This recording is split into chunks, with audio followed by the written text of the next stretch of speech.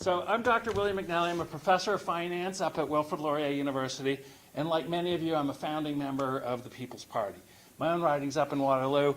I'm in Cambridge tonight because I wanted to introduce to you my friend and academic colleague, Dr. David Haskell, the PC candidate for Cambridge and North Dumfries. I think there's one person from North Dumfries here. I know David as a family man and a scholar and a fighter. David and his family, wife Maggie, and 4 children who are all here have made their home in Cambridge for about 20 years. Their ties to this community are really strong. They're connected with local schools, charities, sports teams, youth groups, camps, and churches. Like me, he's a professor at Wilfrid Laurier University. His scholarship appears in international journals focusing on religious and cultural studies. For example, one of his most recent studies looked at why successful churches grow and others don't. But it's as a fighter that I know David best. If you've followed current events for the last couple of years, you've read extensively about the battles over free expression at Wilfrid Laurier. You will have noticed David's name come up again and again in the media. While there are several examples that I could point out to you, the most recent and most familiar is the one known as the Lindsay Shepherd controversy. Lindsay was, for those of you who haven't heard, was a graduate student, a TA, and went to the media with evidence that her professors had bullied and threatened her. They did this because she had presented a televised debate which featured Dr. Jordan Peterson. The course instructor and the program director were outraged that she had expressed a point of view that was not their own, and said that she had done something akin to showing a speech by Hitler. That's Jordan Peterson, the U of T prof who lives in Toronto. Yeah. The university administration did absolutely nothing for Lindsay, though they did give support for the professors who did the bullying. David immediately reached out to Lindsay and offered her assistance. He also reached out to the national media, calling the perpetrators and Laurier administrators to account. I was honored and thrilled to work side by side with him in the weeks and months that followed that. Ultimately, our efforts paid off. Lindsay was exonerated completely, and it was determined that her professors had lied. Under duress, the university administration apologized. While I was pleased to work with David, I was equally disgusted with the majority of our colleagues and with the university administration. Some blamed Lindsay. Some were worried about being bullied by far-left radical faculty. Others were just worried about hurting their career, and so they stayed silent. But the record shows that David does not stay silent. Even when it comes with a cost, he will say what needs to be said. How appropriate that the title of David's speech tonight is Things That Can't Be Said and Why I Will Say Them. Ladies and gentlemen, I present to you David M. Haskell. Thank you. I think that Will should be the candidate up in Waterloo for the People's Party. What do you think? Kathy, his wife? No. He already gets in enough trouble. Well, thank you, Will, for those very kind words, and thank you to everyone who made the choice to be here tonight. And for many of you, coming here tonight is a courageous choice, because coming to a meeting like this will be viewed by some as a sign that you are a disruptor. And by the way, disruptor may be the best word that they use to describe you. Right now, there's intense pressure put on us by media and academia and our own federal government to keep our mouths shut. We're being pressured into not talking about the common sense things that we see clearly before our eyes. And our would-be censors use peer pressure and name-calling and force-fed guilt and even threats to make sure that we stay compliant and silent. But tonight, you are a disruptor. And that might be a brand new experience for some of you, but now more than ever, it is truly needed. I really believe it's truly needed. In fact, I lead a group of young men And each week we get together and we talk about focusing on how we can make our character stronger, and how we can tell the truth more often, and how we can consistently show courage. And almost every week we come back to the idea that character and truth and courage, they're all like a muscle. To get them stronger, we need to exercise them at every opportunity, because even small exercises of character, truth, and courage will build that muscle. And so you're here tonight, a small exercise. But every small exercise makes us stronger and makes us ready for those times when we have to act in larger measure. So in reality, I really could have called this speech, "Welcome to gym class, everybody." But if I'd done that, if your memories of gym class are like mine, you probably wouldn't have come. So instead, I made that catchier title, and my title is "The Things You're Not Supposed to Say and Why I'll Say Them." Now, a title like that does draw attention, but it can also make people worry about length. Because keep in mind, since Justin Trudeau came to power as our Prime Minister, the list of what you're not supposed to think and what you're not supposed to say has grown longer by the day. In fact, in the history of all people kind, there's never been a time in Canadian history when fewer things were able to be said. If I started talking about all the things that we can't say, all the ideas that could be suppressed, we may be here all night, and it's not my intent to keep you here all night. So I'll keep my list short. In fact, tonight I'm only going to focus on one topic of discussion that our cultural censors would consistently want us to silence.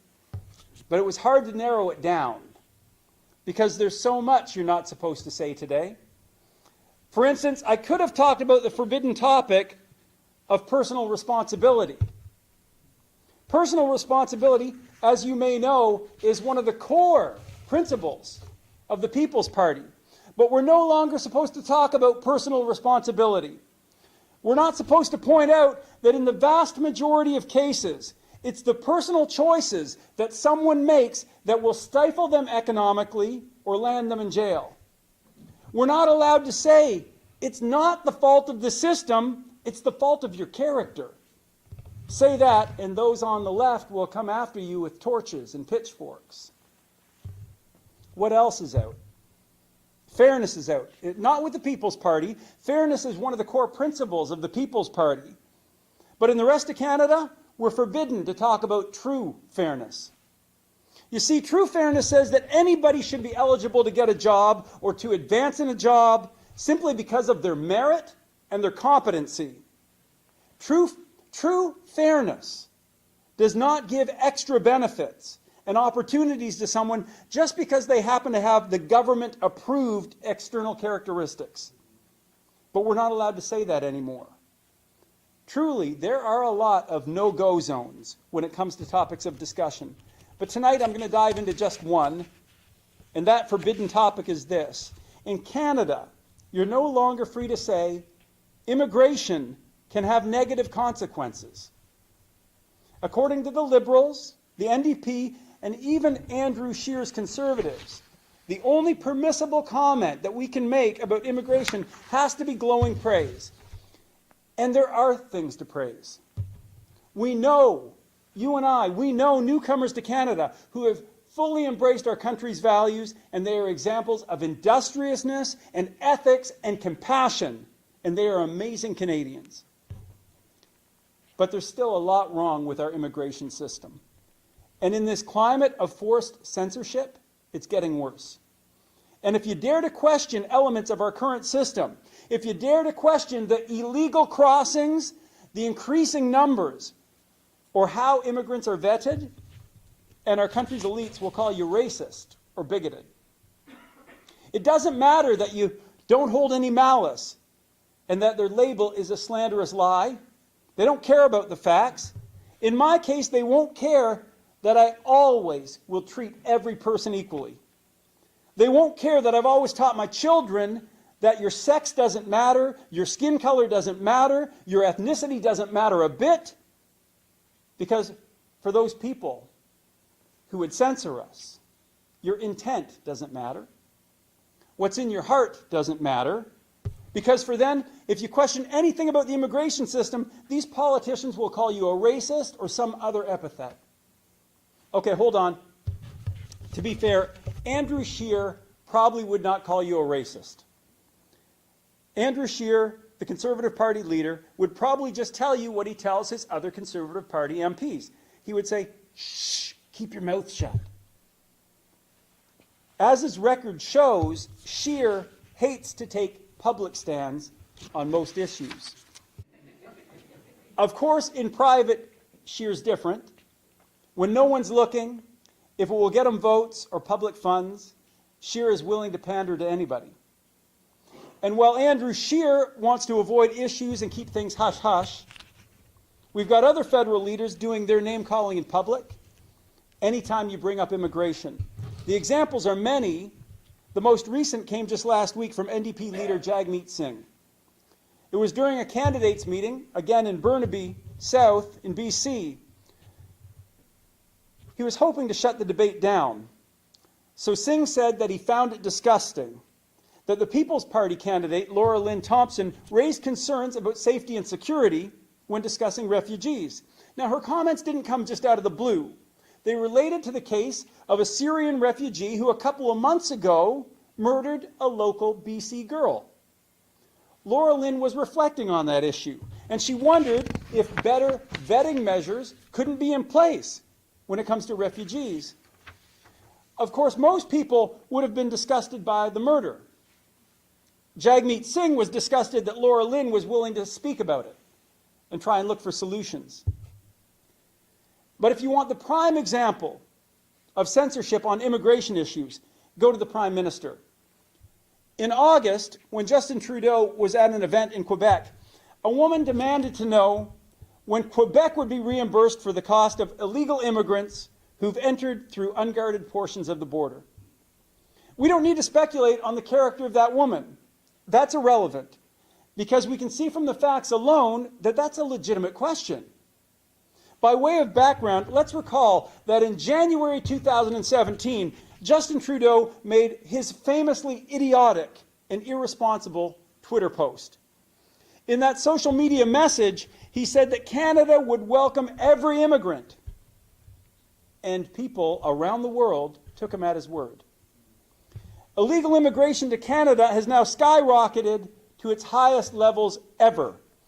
Before Justin made his tweet, there were about 400 cases of illegal border crossings yearly. Now listen to the actual numbers on the crisis that Justin Trudeau has created.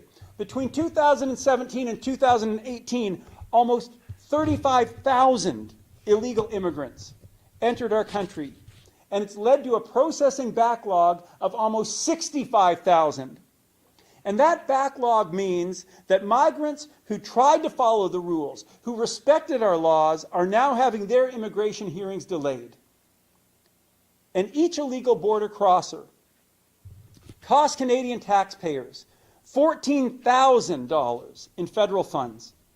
In terms of federal costs alone, Canadians have now spent more than $1.3 billion of public funds on people who gamed the system to enter our country. And that billion doesn't include costs to the provinces of Ontario and Quebec, who on your dime are forced to provide room and board. So when a Canadian woman asks the Prime Minister, when are you going to fix the mess that you made? You'd think he would grace her with an answer.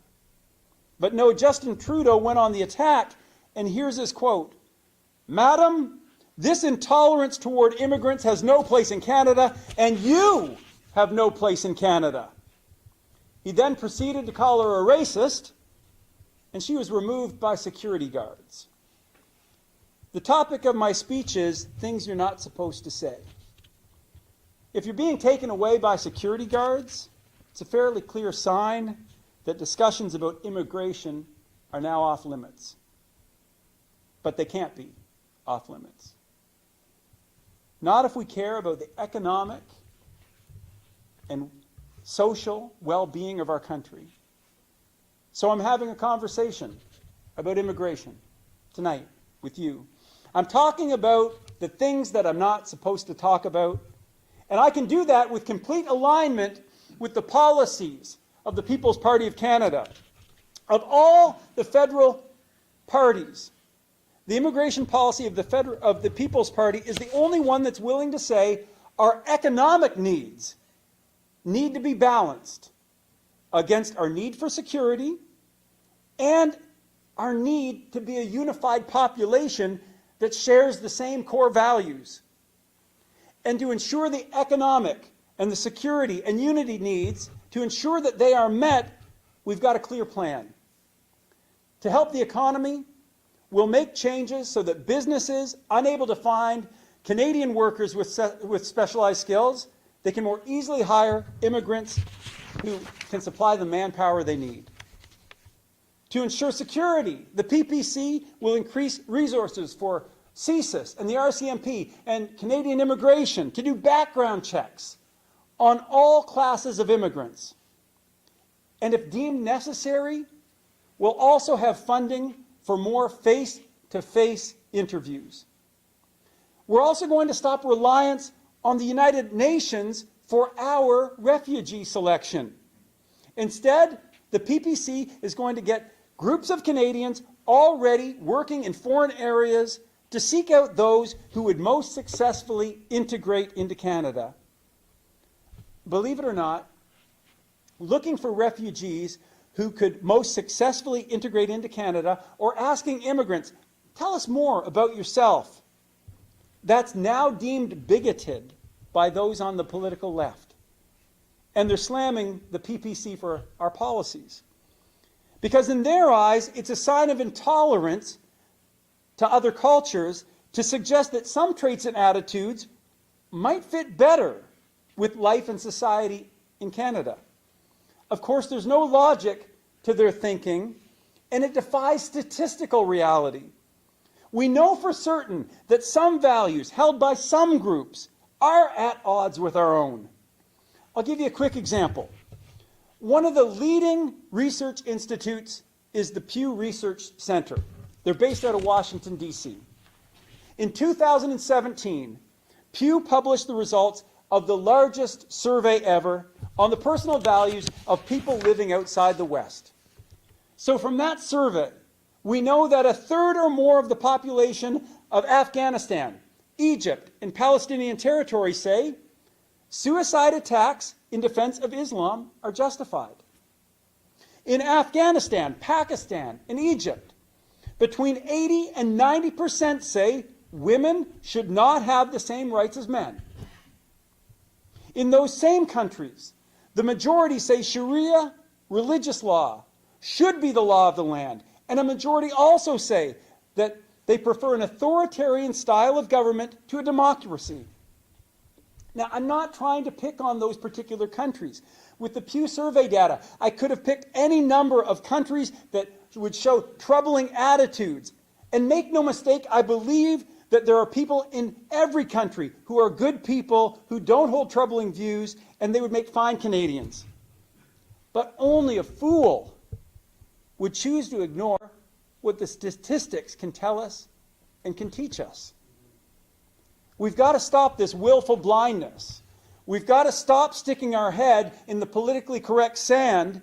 Facts cannot be off limits. When facts are allowed, we create better procedures to make our country more secure. Let's talk for a minute about unity and social harmony. For unity and social harmony, the PPC plan on immigration is simple and effective. We want to slow immigration down. And to be honest, it's that part of the PPC policies that makes the other parties the most crazy. It's what gets the name-calling going.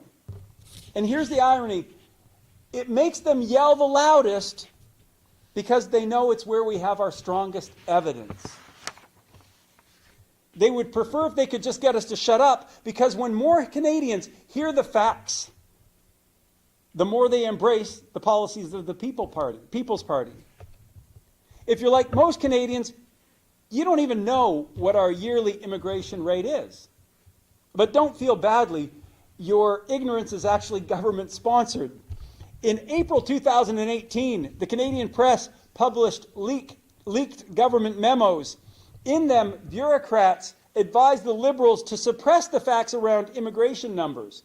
Why? Because focus groups showed that when the population learns the real numbers, support for immigration drops. So if you're like most Canadians, you'd be shocked to hear that Canada's immigration rate is the highest of all G7 nations. Let's take a moment to do a thought experiment. Think about any country in the West, a country that you've read about in the news and that you've heard about civil unrest tied to immigration. If you're having trouble, I'll help you out. Germany might come to mind. The recent riots in France might come to mind. Brexit and the crumbling social unity in Britain might come to mind. In each of those countries, mass immigration is a key part of a mix that's led to massive civil unrest. But most Canadians have no idea that in each of those countries, the immigration rates are significantly lower than what we have in Canada. The most up-to-date statistics on country immigration rates are compiled by the CIA in the United States. And those stats show that Canada's annual immigration rate is more than double the immigration rate of Britain. It is 4 times that of Germany and is 6 times that of France. Based on the outcomes we're currently witnessing in these other countries, is it not fair to question whether Canada's massively higher immigration rates need retooling? Isn't it better to take the lessons from other nations and be proactive now rather than wait for the problems that are already occurring elsewhere? Being proactive is exactly what the People's Party calls for. And the reductions we're proposing are fair and moderate. Here are the specifics. We want to change the 350,000 immigrants per year that the Liberals put in place and reduce that down to 250,000 per year. By the way, if that 250,000 still sounds high, surveys show that most Canadians think our immigration rate is about 150,000 per year. What's important to note is that the best social scientific evidence proves that the PPC plan is exactly what's needed for the good of our country and for the good of immigrants. As a researcher myself, I love to talk about what the studies show, but I know that everybody is not as enamored with that kind of nerdy stuff. So I'm not going to talk about what all the studies show. Instead, I'm just going to talk about one researcher. His name is Eric Kaufman. He's at the University of London, and he's currently one of the world's experts on the effects of immigration. In fact, he's just recently become quite popular. He was featured in the Globe and Mail last week. He also had a primetime interview on TVO's The Agenda. His book is currently among the top 10 non-fiction books selling in the UK. In a nutshell, here's what his vast amount of empirical evidence shows.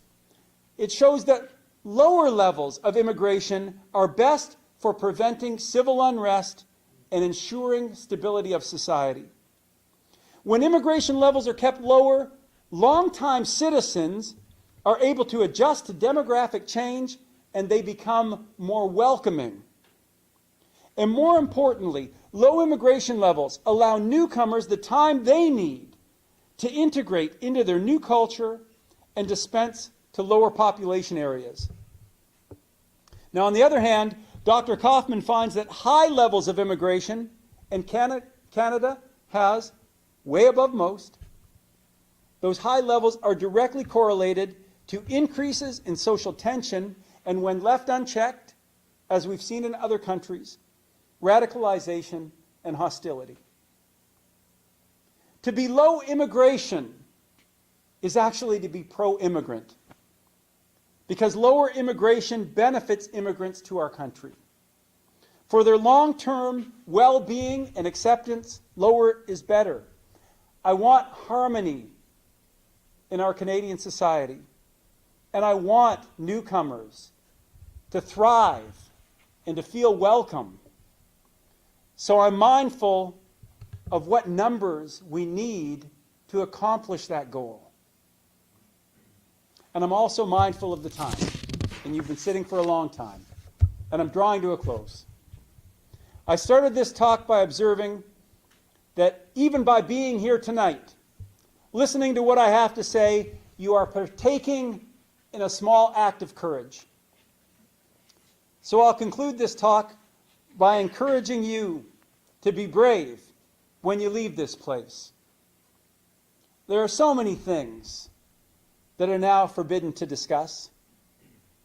And we're forbidden not because the questions aren't valid, and not because we have hate in our hearts. We're forbidden because our would-be censors know that the facts are on our side.